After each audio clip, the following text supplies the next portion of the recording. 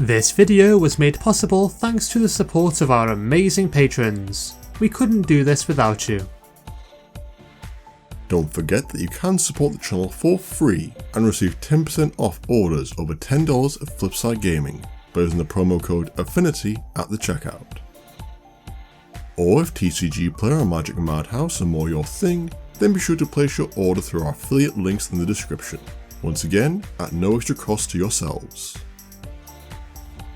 Hello there everybody, and welcome to another EDH gameplay video brought to you by Affinity for Commander. My name is Martin, and today we have a video involving gods, slivers, wheels, and a special appearance from a 1974 cinema icon. But before we begin, don't forget that if you enjoy this type of content, there are 3 things you can do to help support the channel. Like this video, subscribe, and hit that bell icon. So without further ado, let's take a look at those opening hands.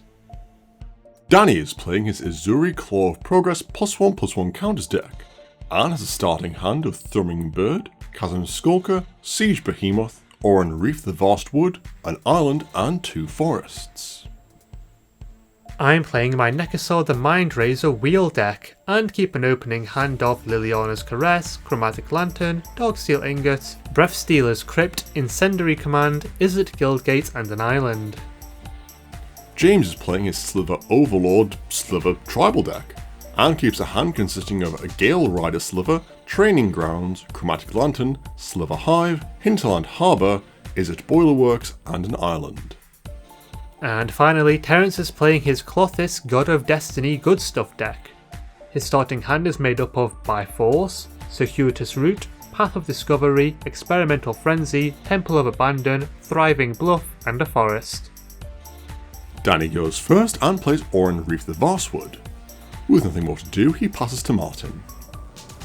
I play Izzet Guildgate, triggering Pleasant Kenobi from across the country, and pass the turn. James plays Sliver Hive and uses it to cast Gale Rider Sliver. Off to a strong start, he ends his turn.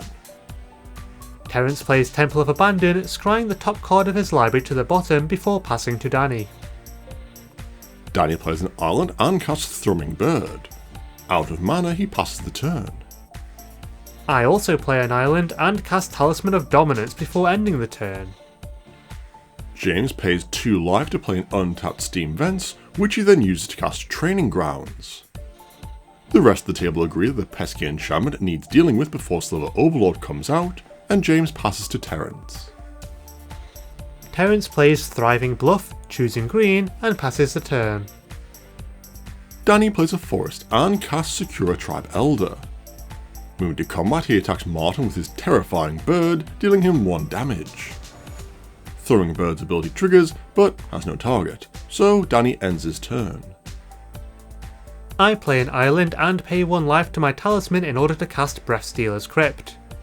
It would be a real shame if one of the players at the table were playing a creature-heavy tribal deck, just saying. Satisfied with my play, I pass to James. James reveals top card of his library to be Basil Sliver, which he pastes 3 life to avoid discarding. Next, he plays a forest, casts Chromatic Lantern, and passes the turn, to which Danny responds by sacrificing Stee to put an island into play tapped. Terrence reveals the top card of his library to be the Great Henge, which he draws with no repercussions. Next, he plays a forest and casts his commander, Klothys, God of Destiny, and ends his turn. Danny draws Mechagodzilla Battle Fortress, and pays 3 life to keep it in his hand. He then plays a forest and casts Tempt with Discovery, and Martin persuades the rest of the table to reject Danny's offer of additional lands. This results in Danny paying 4 mana to search his library for a single land, which I'm sure you agree is not very mana efficient. Danny puts Lumbering Foals into play tapped, curses Martin for meddling with his plans, and passes the turn to him. I draw Fevered Visions, play Terramorphic Expanse, and sacrifice the land to put a swamp into play tapped. Not yet finished, I cast the Fevered Visions that I just drew and move to my end step. Here I draw Kedirect Parasite off my Visions trigger and pay 3 life to put it into my hand before passing the turn. James draws Counterspell and plays Hinterland Harbour. Next he casts Basal Sliver, moves to combat and attacks Martin for 1 with his flying creature. Moving to his end step, James draws Windswept Heath and takes 2 damage from Fevered Visions. With no response to this, James ends his turn. Terrence reveals the top card of his library to be Enchanter's Bane, which really sucks for me. Klothys' ability then triggers and Terrence exiles the Secure Tribe Elder in Danny's graveyard. Terrence gains 2 life, everyone else takes 2 damage, and Terrence casts Circuitous Route. He searches his library for Gruul Guildgate and a mountain, puts them into play tapped, and moves to his end step. Here he draws Woodfall Primus, but is unwilling to pay 3 life to keep it in his hand. Terrence puts the Tree Folk into his graveyard, takes 2 damage from Fevered Visions, and passes to Danny. Danny draws Terramorphic Expanse and casts his commander, Ezuri, Claw of Progress. Next he casts Mechagodzilla Battle Fortress, where X is 1. This triggers Ezuri's ability, granting Danny an experience counter, and Danny then moves to combat. Ezuri's other ability triggers and Danny puts a +1/+1 counter on his Thrumming Bird. He then attacks Martin with a bird, dealing him 2 damage and triggering the creature's Proliferate ability. Danny puts a +1/+1 counter on Mechagodzilla, a +1/+1 counter on Thrumming Bird, and gives himself another experience counter. Pretty neat for such an easy to trigger ability. In his second main phase, Danny sacrifices Terramorphic Expand to put an island into play tapped. He then moves to his end step, draws an island, and takes 2 damage. Pleased with his position in the game, Danny passes the turn. I draw Command Tower, play the land, and cast Kedirect Parasite. Next I pay 1 life to my talisman and cast my commander, Nekusar the Mindraiser, to which James responds by countering the wizard with a snazzy counterspell. Should have seen that coming, I guess. With nothing more to do, I move to my end step. Here I draw a mountain and end my turn. James draws Soul Ring, takes his damage from the Parasite, and plays Rootbound Crag.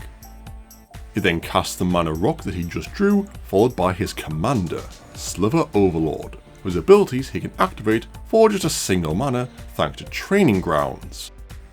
Moving to combat, James joins in on the Everybody Attack Martin bandwagon, attacking him with both of his mono-coloured slivers.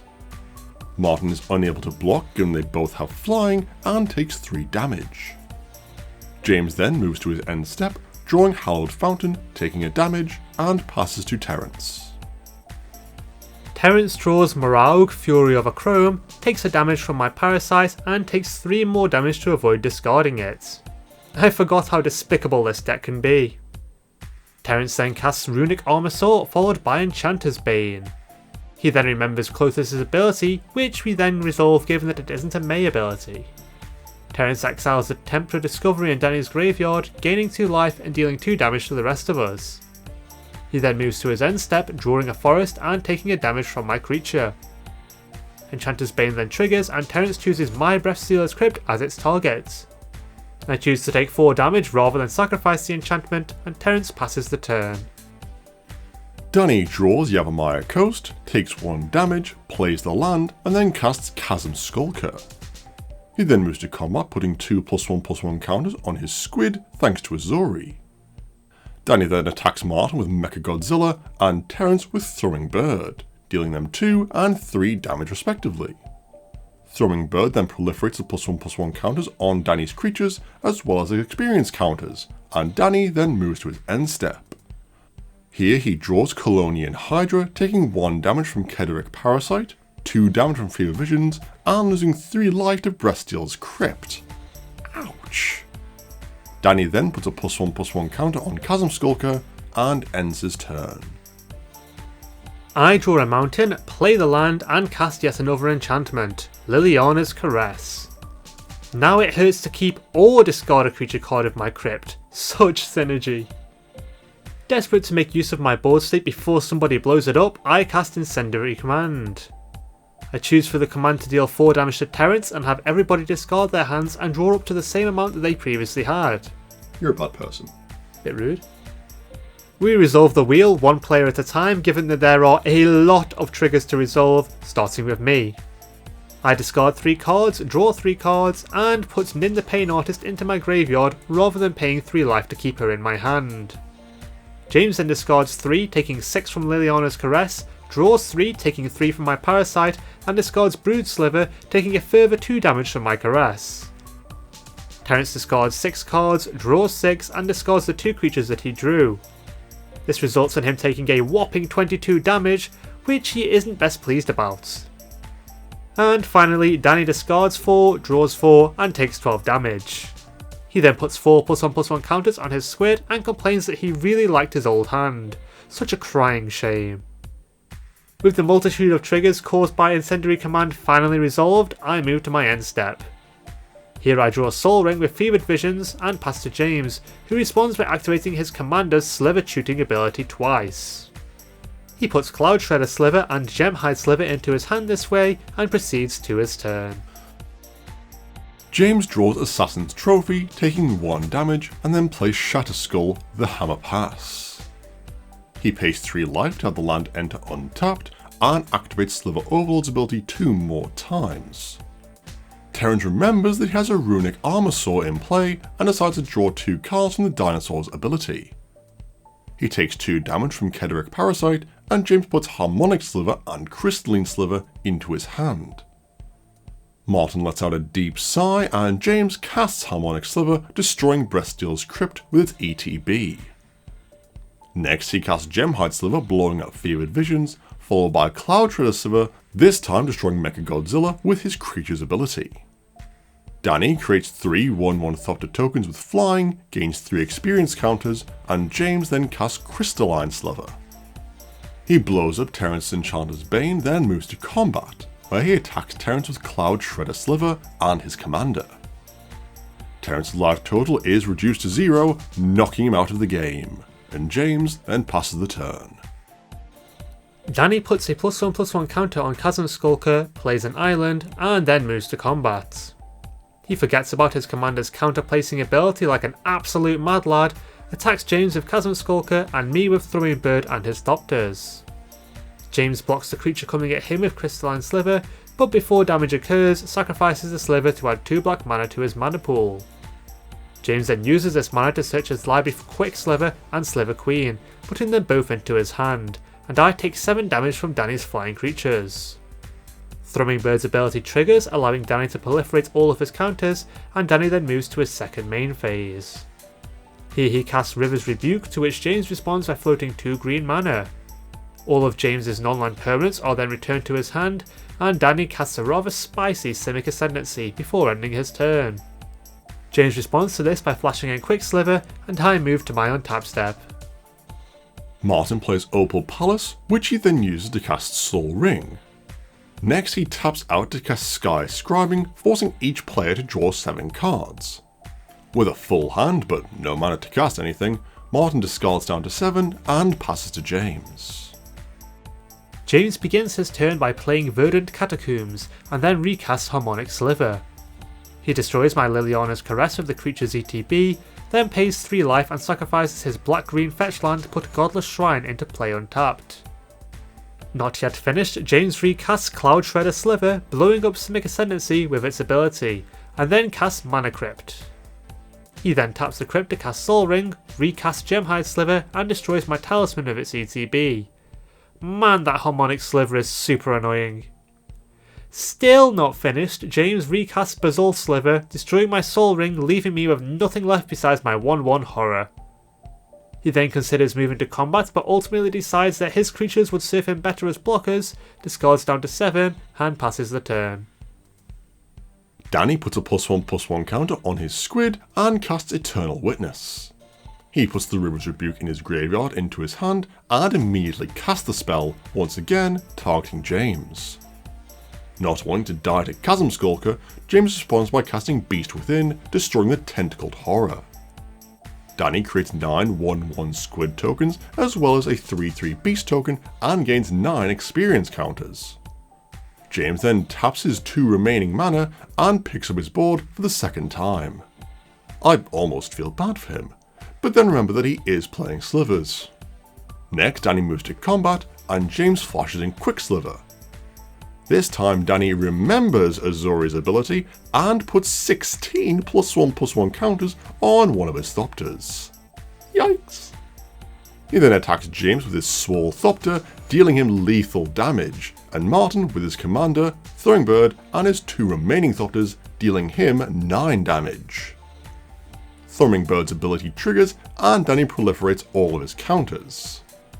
With nothing more to do and victory in sight, Danny discards down to 7 and ends his turn. I begin my turn by playing an island and recast my commander. I then look Danny dead in the eye, say nothing, and cast Winds of Change. Danny shuffles his hand of 7 into his library, draws 7 cards, and takes 14 damage, lowering his life total to 0 and winning me the game. And that's it for another video. I was pretty sure that James and Danny were both going to win at different points, but luckily for me, my boy Nekusar pulled it out of the bag. Remember that you can help to support the channel for free by liking and subscribing. We're so close to 10,000 subscribers now. And if you really want to help us out, then consider checking out our Patreon page, where you can find rewards for as little as $1 a month. Well, that's all for now. We'll see you next time. Stay awesome.